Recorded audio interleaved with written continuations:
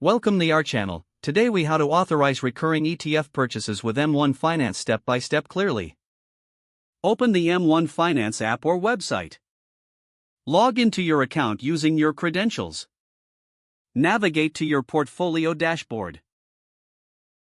Click on the Invest tab to access your investment options.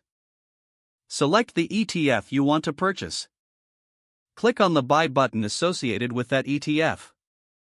Choose the amount you wish to invest for each purchase. Look for the option labeled Set up Recurring Transfer. Click on it to open the recurring investment settings. Select the frequency of your purchases, such as weekly, bi-weekly, or monthly. Input the start date for your recurring purchases. Review the total investment amount and recurring frequency for accuracy. Confirm your selections by clicking the Next button. Review the terms and conditions related to recurring investments. Agree to the terms to proceed. Click the Finish button to finalize the setup. You should receive a confirmation notification of your recurring ETF purchase setup.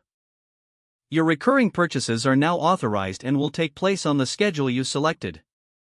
If the page does not load, refresh the browser or try again in a private or incognito window. Make sure you are using the correct email address, then retype it carefully to avoid small typos. If your password is not accepted, use the Reset option and create a new strong password you can remember. Check your spam folder for verification or security emails, then complete any requested confirmation steps. Enable two-factor authentication if available to improve account security and reduce unauthorized access risk. After signing in, review your profile details so your contact information and settings are accurate and current. If you see an error message, note it down and try again after restarting your device and internet connection. Log out when you finish, especially on shared devices, to keep your account and payment information secure.